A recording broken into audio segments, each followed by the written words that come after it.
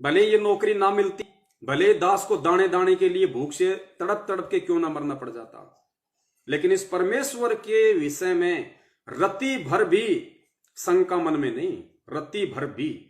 अगर ऐसी कोई नौबत भक्ति करते करते मेरे संस्कार में आ गई कि मुझे दाने दाने के लिए मोहताज भी होना पड़ा, क्योंकि ये भी परमेश्वर की एक वाणी है पुण्यात्मा, हर स्थिति में हमने ज्ञान को आधार बनाना पड़ेगा। परमेश्वर की एक वाणी है कि नाम सहित बेवतन भला जो दर दर मांगे भीखा। गुरुदेव कह रहे नाम दीक्षा लेने के बाद कि है पुण्यात्मा, अगर तुझे ये नाम मिल जाए, अगर इस परमपिता परमेश्वर का, सतगुरु का, अगर ये कबीर का नाम तुझे मिल जाए, और यदि तुझे कोई देश निकाला भी दे दे तेरे सामने, ऐसी भी कोई नौबत, ऐसी भी कोई विपरीत परिस्थिति पैदा हो जाए कि इस नाम को लेने के बाद यदि तुझे देश निकाला भी दे दिया जाए, यानी तुझे देशद्रोही भी बना दिया जाए, तुझे देश की सीमाओं से बाहर कर दिया जाए, तो कहते हैं नाम सहित बेवतन भला। इस नाम के साथ में तो बेवतन होना भी एक खुशी की बात है। नाम सहित बेवतन भला जो दर दर मांगे भीखा। और फिर हाथ में कटोरा लेके अगर तुझे दर दर, इस नाम के साथ में अगर तुझे भीख भी मांगने की जरूरत पड़ गई, कोई ऐसा भी समय आ गया, नाम सहित बेवतन भला जो दर दर मांगे भीखा। फिर परमात्मा कहते हैं क्या हुआ छत्र की छाया चाले वो राजपाट धेली का। अगर तू नाम पे है, मर्यादाओं में है, और तेरी परीक्षा लेने के लिए सतगुरु ने अगर तेरे हाथ में कटोरा थमा दिया और दाने दाने के लिए तुझे मोहताज कर दिया, तो भी परमात्मा कहते हैं कि क्या हुआ छत्र की छाया चाल है यो राजपाट धेली का। राजा लोग पहले ऊपर जो अपने जो भी उनकी सवारी होती थी या जहां भी वो बाहर निकलते थे, तो उनके ऊपर छत्र होता था अमरेला जैसा। तो गुरुदेव कहते हैं क्या हुआ छत्र की छाया चाल है यो राजपाट धेली का। धेली यानी 2 कौड़ी का। उस नाम के साथ अगर तुझे देश निकाला दे दिया गया, तू दर दर की भीख मांग रहा है, तो भी तू वो छत्र की छाया में चलने वाले उस राजा और राजपाट से लाखों गुना अच्छा है, उत्तम है। अपने आप को सर्वश्रेष्ठ समझना उस छत्र की छाया में चलने वाले राजा से भी। अगर ऐसी भी नौबत तेरे साथ में यदि नाम दीक्षा लेने के बाद आ जाए तो, और इस नाम को निभाने के लिए तुझे इस कदर अपने गुरु पे विश्वास करना पड़ेगा, इस कदर तुम्हें अंतिम श्वास तक मर्यादाओं में रहना पड़ेगा। वो परमात्मा कैसी भी परीक्षा ले लेगा, जैसे सेव और सम्मन की परमात्मा ने परीक्षा ली। गुरुजी ने बताया कि सम्मन के द्वारा सेव का शीश काटना, एक बाप के द्वारा अपने बेटे का शीश काटना उनके संस्कार में नहीं था, उनके प्रारब्ध में नहीं था, भाग्य में नहीं था। परमेश्वर ने जानबूझ के अपने भगत की परीक्षा लेने के लिए और कमाल की आंखें खोलने के लिए कि सेवादार तो अभी तूने देखे कहां है, ऐसी परिस्थितियां परमात्मा ने जानबूझ के पैदा की। और वो भगत परमेश्वर की उस परीक्षा में खरा उतरा। अपने गुरुदेव को भोजन कराने के लिए उसने अपने बच्चे की शीश तक की कुर्बानी दे दी। तो ऐसा भी यदि कोई समय आ जाए तो परमात्मा कहते हैं बेटा नाम पे रहना, मेरे प्रति विश्वास कमजोर मत कर लेना कि गुरुजी तो जेल में बैठे हैं, पता नहीं क्या होगा, गुरुजी आ नहीं रहे, 7 साल हो गई और कितना समय लगेगा, नाम लेने के बाद भी मेरे साथ ऐसा क्यों हो रहा है, नाम लेने के बाद भी मैं ऐसा दुखी क्यों हूं, परेशान क्यों हूं, मेरा कोई काम धाम क्यों नहीं हो रहा, मेरी बीमारी ठीक क्यों नहीं हो रही। अरे सब कुछ ठीक होगा, सब कुछ। कौन कहता है कि नहीं होगा, लेकिन होगा उसका जो विश्वास रखेगा। और विश्वास की कोई सीमा नहीं है, ये कोई मियाद नहीं है कि 6 महीने विश्वास करना पड़ेगा या 1 साल करना पड़ेगा। अंतिम श्वास तक आपको विश्वास रूपी डोर को पकड़े रहना होगा। कब परमेश्वर दया कर दे, मालिक की वाणी है ना कि कबहू तो दीन दयाल के भिनक पड़ेगी कान, नाम राम नाम रटते रहो जब तक घट में प्राण, और कभी तो उस दीन दयाल के भिनक पड़ेगी कान, कभी तो तेरी सुनेगा। इस विश्वास के साथ हमने इस भक्ति मार्ग पे इतना दृढ़ रहना है। तो ये कहानी जो थी छोटी सी दास पे आधारित, यह आपको इसलिए बताने की जरूरत थी पुण्यात्माओं कि अब की बार हमने ये मौका नहीं चूकना है, ये दाव हमने नहीं चूकना है, ये अंतिम मौका है। और ऐसी परिस्थितियां आपके सामने उत्पन्न होंगी क्योंकि परमात्मा आपके विश्वास और धैर्य की परीक्षा लेगा। अगर आपको सतलोक भेजना है तो, क्योंकि परीक्षा परमात्मा उसी आत्मा की लेगा जो परमेश्वर की प्यारी आत्मा होगी, जिसको परमात्मा लोहे की तरह आग में जला जला के फिर ज्ञान रूपी हथौड़े से चोट मार मार के उसका औजार बनाएंगे, फिर उसकी कीमत बनेगी। वरना लोहे को कोई नहीं पूछता, 25-30 रुपए किलो के भाव मिलता है। और उसी अगर 5 ग्राम लोहे की अगर कांटा निकालने वाली अगर कोई पिन बना दे लोहार, तो वो 2 ग्राम की पिन 5 ग्राम का लोहा 20-20, 25-25 रुपए में बिकता है मार्केट में कांटा निकालने के लिए। तो वो औजार यदि आपको बनना है तो फिर आपको इन परिस्थितियों को झेलने के लिए भी तैयार रहना पड़ेगा। तो ये परिस्थितियां उन सभी भगत भाई बहनों के सामने आएंगी जो आज बहुत अच्छी स्थिति में हैं, जो आज अपने आप को बहुत ज्यादा सुदृढ़ मान रहे हैं, जिन्होंने नाम दीक्षा लेने के बाद में केवल माया को ही अपना लक्ष्य समझा, जिनके पास में आज अनाप शनाप संपत्ति है, अनाप शनाप जिनके पास में प्रॉपर्टी है, जो काम धंधे को आगे से आगे बढ़ाए जा रहे हैं, रुकने का नाम ही नहीं ले रहे, पता नहीं क्यों, किस लिए, क्या करना चाहते हैं, क्या बनेंगे। उन आत्माओं को वो परमपिता परमेश्वर सतगुरु रामपाल जी महाराज अगर इस जन्म में पार करेगा, यदि परमेश्वर ने उस आत्मा को चुन लिया कि इस आत्मा को मैं इसी जन्म में पार करूंगा, तो वो आत्मा चाहे आज करोड़ों पति क्यों ना हो, चाहे वो 2-2 फैक्ट्रियों का मालिक क्यों ना हो, अगर इसी जन्म में परमात्मा ने उसको पार करना होगा तो परमात्मा उसको दारिद्र की श्रेणी में लेके आएंगे। उसकी दिन रात एक करके जो प्रॉपर्टी कमाई हुई है उसको किसी भी तरह से परमात्मा नष्ट करवाएगा। चाहे कोई व्यापार में घाटा लगे, चाहे घर में कोई बीमारी आए, उसमें 2-3 लाख 4-5 लाख रुपए बर्बाद हो जाए, कोई भी कारण बनेगा आपके साथ में, वो प्रॉपर्टी आपकी परमात्मा छिन्न भिन्न करवाएगा और आपको उस श्रेणी में लेके आएगा। क्योंकि जब तक ये आत्मा उस श्रेणी में नहीं आ जाएगी, लो कैटेगरी में नहीं आ जाएगी, दारिद्र वाली श्रेणी में नहीं आ जाएगी, एक सामान्य संत और भगत वाली श्रेणी में नहीं आ जाएगी, तब तक उस आत्मा के अंदर वो माया, वो जमा किया गया पैसा, वो अनाप शनाप प्रॉपर्टी उस आत्मा के हृदय में कभी भी अपने सतगुरु के प्रति वो प्रेम भाव, वो श्रद्धा, वो विश्वास पैदा ही नहीं होने देगी। ये अटल नियम है। इसलिए परमेश्वर कहते हैं कि दानी को नहीं देत हूं ना राखूं वर्ष करोड़, ये माया है सूम की बंदी सूम गलडोर। ये तो कंजूस के लिए बनी है, कंजूस को ही दूंगा। और दानी को तो देत हूं मैं ज्ञान ध्यान विश्वास। क्या दूंगा दानी को? ज्ञान ध्यान विश्वास, आगे भक्ति, गरीबी और बंदगी। गरीबी, गरीबी जानते हो, हैंड टू माउथ, सेव समन वाला काम। उस भगत को मैं गरीबी दूंगा। गरीबी का मतलब hand to mouth, requirement of the family. साधु साईं इतना दीजिए जिसमें कुटुंब समाव, हम भी भूखे ना रहे साधु ना भूखा जाए। उसको इतना ही दूंगा, फालतू के चोचले करने के लिए उसके घर में 1 रुपया नहीं छोड़ूंगा। अगर परमेश्वर ने उस आत्मा को इसी जन्म में पार करना होगा तो, और नहीं तो फिर परमात्मा ने हजारों साल ये मार्ग इसीलिए चलाया है कि बच्चों हजारों साल ये मार्ग चलेगा। वो 1000 साल परमात्मा ने इसीलिए रखे हैं कि वो आत्मा फिर अगले जन्म, फिर अगले जन्म, फिर अगले जन्म, जब तक वो आत्मा किसी जन्म में और आज उस स्थिति में नहीं आ जाएगी जिस स्थिति में आज ज्यादातर सत्सेवक भगत भाई बहन हैं, केवल हैंड टू माउथ। अगर लॉकडाउन लग जाए तो उनके घर में 1 महीने से ज्यादा का राशन नहीं है।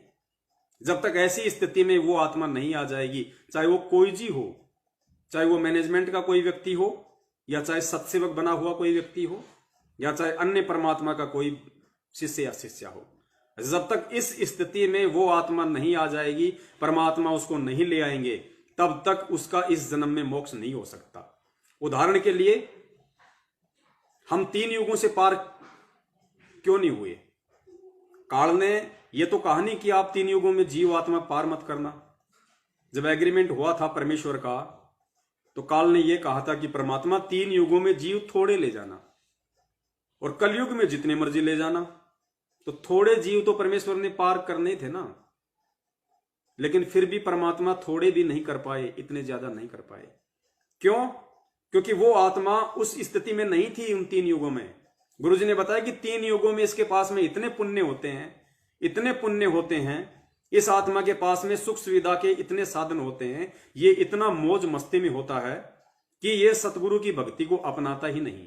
अपना लिया तो वो माया इसको विश्वास नहीं होने देगी। कहीं ना कहीं उसके मन में ये रहेगा कि मेरे को तो ब्रह्मा विष्णु महेश या मेरे जो अन्य देवी देवता हैं, जिनकी मेरे बाप दादा पूजा पाठ करते आ रहे हैं, जिनकी मैं कर रहा था, वो ही दे रहे हैं। उस आत्मा में, उस माया के चलते, उन भौतिक सुख सुविधा के साधनों के चलते जो उसके पास में संग्रहित हैं, उसको कभी भी सतगुरु के प्रति विश्वास नहीं होने देंगे। सतगुरु के प्रति वो आस्था, वो लगन उसमें पैदा नहीं होने देंगे, क्योंकि माया का दूसरा मतलब है काल।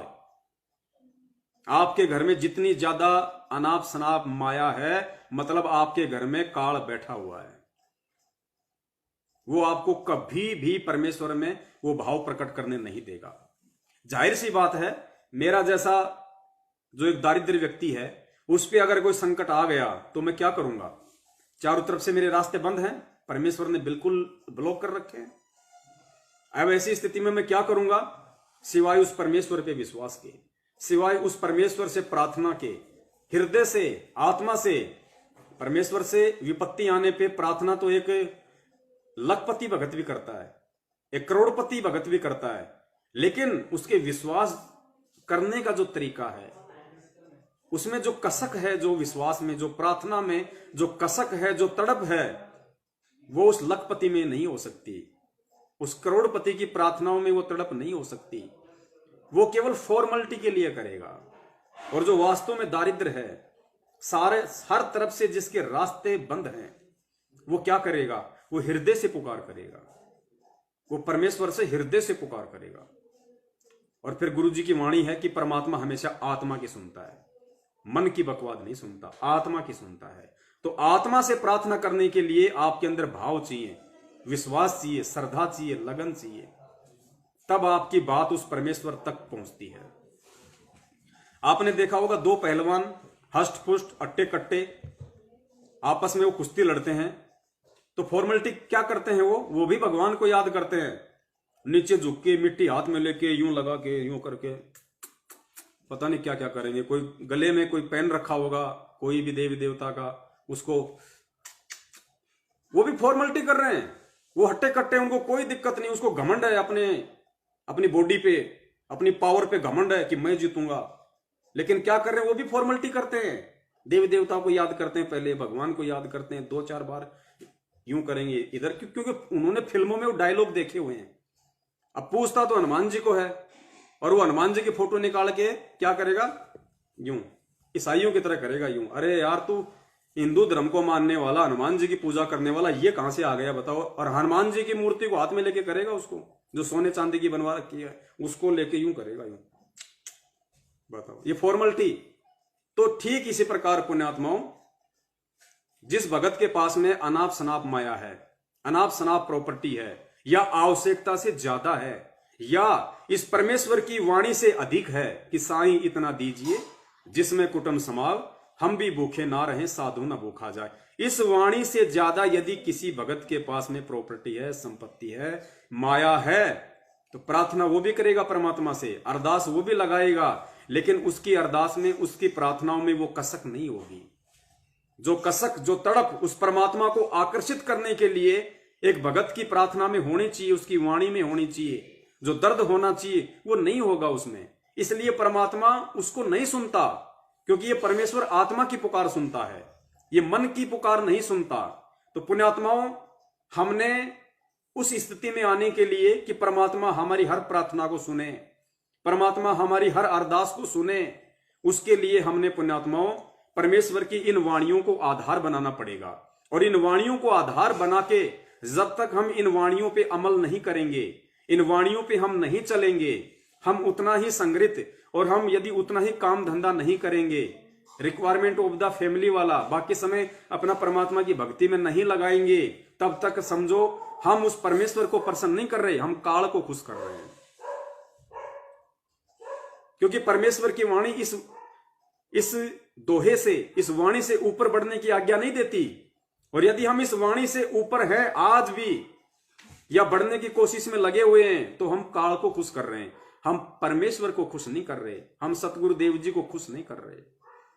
तो आने वाले विनाश के समय में उन आत्माओं की मदद परमात्मा तब तक नहीं करेगा जब तक उन आत्माओं के पास में अपनी खुद की मदद करने के लिए संपत्ति होगी, धन होगा। आज यदि मेरे पास में 1,00,000 1,50,000 रुपया बैलेंस होता, तो पुण्यात्माओं में उस परमात्मा से इस दर्द और कसक के साथ कभी अरदास नहीं करता, अपने मन में कभी यह विचार नहीं लाता कि हे परमेश्वर, अगले महीने के लिए तो दास के घर में कुछ है ही नहीं, तो परमात्मा दास को आशीर्वाद दीजिए, कोई ऐसा काम धंधा दीजिए परमात्मा, दास का कोई मार्गदर्शन कीजिए परमेश्वर। और दास अपनी तरफ से यह सोचने लगा कि ऐसे ऐसे उस भगत भाई के पास में जाके अपना मजदूरी का काम करूंगा। मैंने सोच लिया था फाइनली, मेरे पास और कोई ऑप्शन नहीं था। इसलिए परमात्मा ने तुरंत मेरी अरदास सुनी, तुरंत मेरी वो पुकार सुनी, मेरी प्रार्थना को स्वीकार किया। ये आत्मा का साथी है, चाहे पहाड़ पे बैठ के प्रार्थना कर लो, नामदान केंद्र पे परमात्मा को किसी ने बांध नहीं रखा। ये आत्मा का साथी है, स्वतंत्र है, वो खुद तो स्वतंत्र है ही, अपनी आत्मा को भी उसने स्वतंत्र छोड़ा हुआ है। लेकिन हम बंधनों में बंध गए अज्ञानता के चलते, कुपात्रों के हाथों, सतलोक आश्रम मैनेजमेंट हरियाणा के हाथों। और आज भी हमने उस परमात्मा तक जो धरती पे आया हुआ है साक्षात, उस तक भी अपनी प्रार्थना पहुंचाने के लिए हमने ये दलाल पाल लिए, हमने ये बीच में एजेंट खड़े कर लिए। जिन एजेंटों को, जिन दलालों को समाप्त करने के लिए परमात्मा 3 युगों से संघर्ष कर रहे हैं। आज से पहले हम जो पूजा पाठ भक्ति करते थे उसमें क्या था? बीच में दलाल थे, कमीशन खोर थे, पंडितों के माध्यम से हवन करवाते थे, यज्ञ करवाते थे, कोई भी बात होती थी हम उनके माध्यम से सारे काम करते थे, जैसे कि वो भगवान और भगत के बीच में एजेंट बन के बैठे थे। माँ बाप का मोक्ष करवाना था तो भी उन पंडितों से हमने करवाना पड़ता था।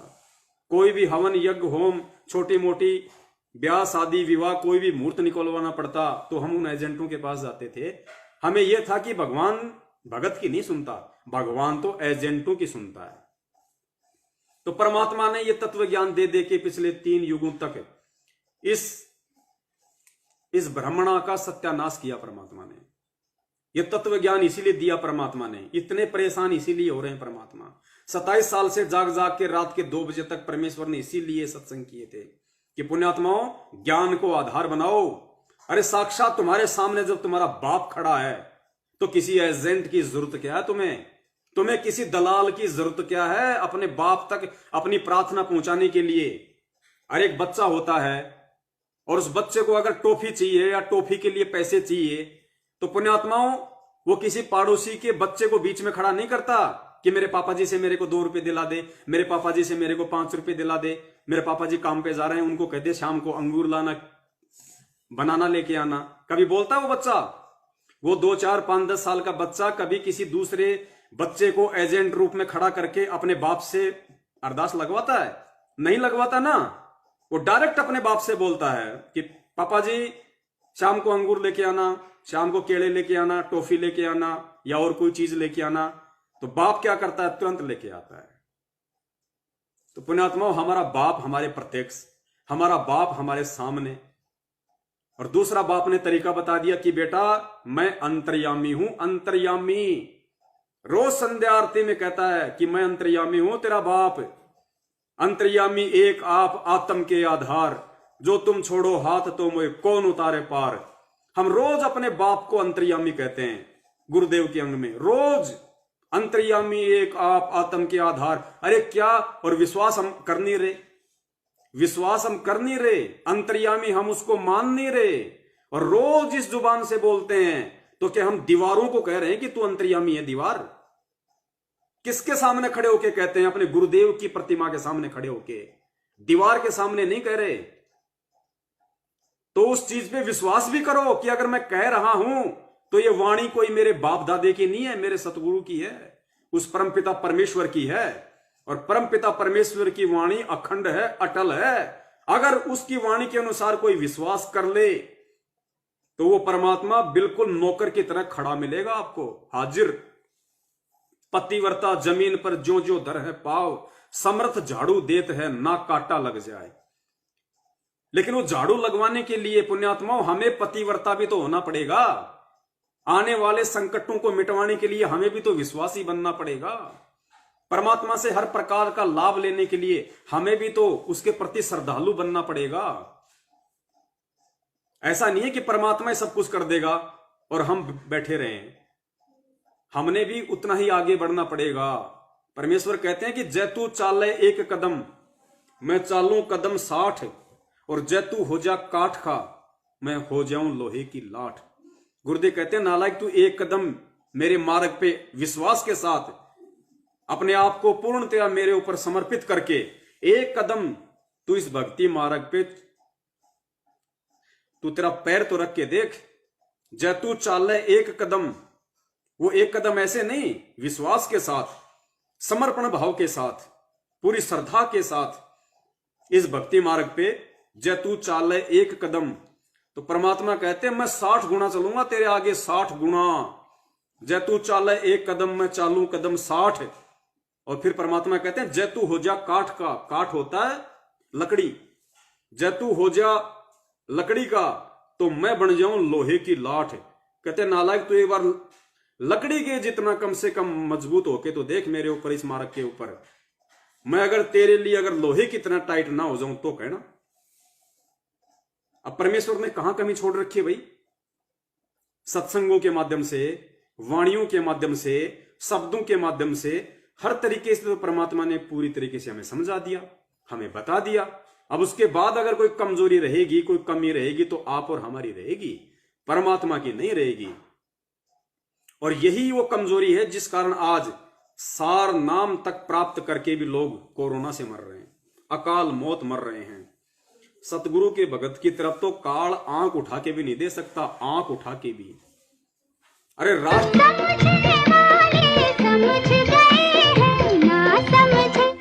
ना समझे वो अनाड़ी है।